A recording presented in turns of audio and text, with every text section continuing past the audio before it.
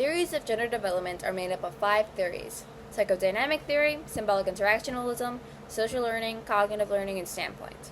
All these theories help us understand the complex world of gender development. Think about what you know about gender, all the different stereotypes and assumptions that we make about men and women.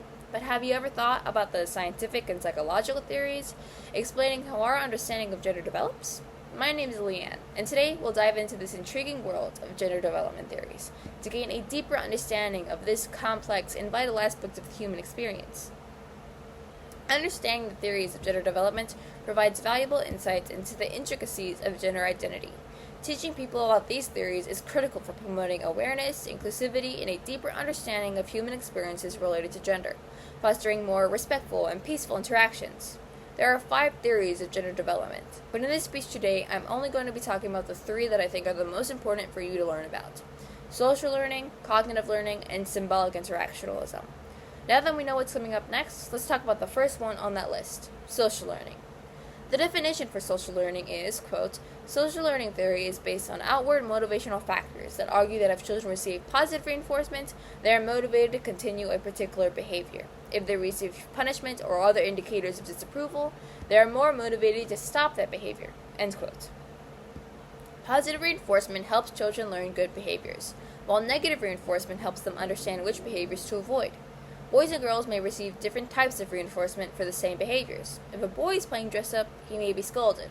If a girl is playing dress-up, she probably won't be.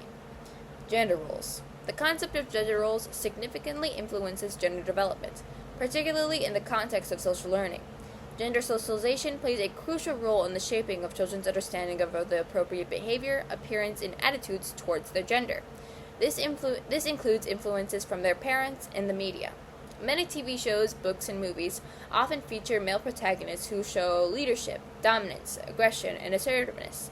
Meanwhile, female characters are more often than not shown as emotional, dependent, subservient, and nurturing, and are frequently sexualized. These gender stereotypes can affect how young people connect personality traits to gender, creating gender roles.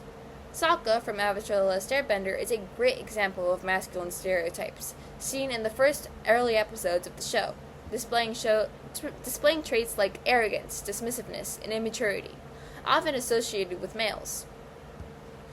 Now that I've given you a brief understanding of social learning, we'll start on cognitive learning. Cognitive learning theory suggests that children develop their understanding of gender based on their own experiences. Rather than just observing behaviors, this theory emphasizes that children can change their views on gender as they receive new information. In an episode of Avatar: The Last Airbender, Sokka challenges Suki, a Kyoshi warrior, to a fight, thinking he'll win just because she's a girl and he's a boy. However, he loses. Later on in the show, he asks the Kyoshi warrior to teach him how to fight. This shows that the new information that he receives, that girls can fight, and how that changes his views of women for the rest of the show. Gender stigma. Sandra Bim introduced the gender stigma theory in 1981. It suggests that children learn about male and female roles from the culture in which they live, and adjust their behavior to align with gender norms. Gender stigma is an organizing structure that simplifies and categorizes new information to explain how gender development occurs. The difference between gender roles and gender stigma is that gender roles refers to a societal expectation of men and women, while gender stigma is the cognitive framework of individuals that individuals use to understand gender. We've gone over social and cognitive learning and are going into the last theory, social interactionalism.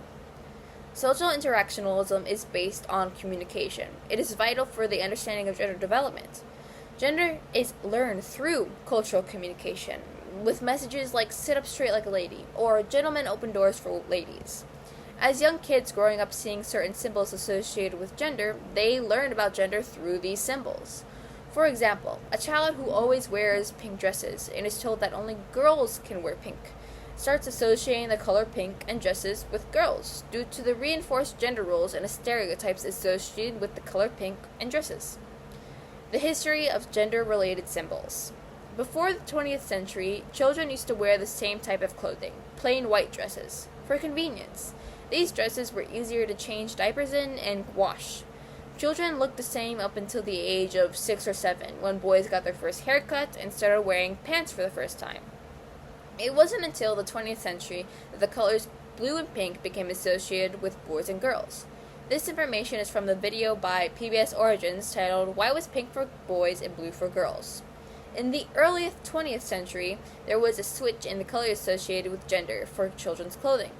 For blue became associated with girls and pink with boys. According to the June 1918 article in Ernst John Influence Department publication, the reason behind this was that pink was considered a stronger, more suitable color for boys, while pink, being more delicate and prettier, was deemed fit for girls. According to the video by PBS Origins, this change in gendered colors was influenced by clothing manufacturers, who divided the population into color assignments based on what they believed the public would purchase.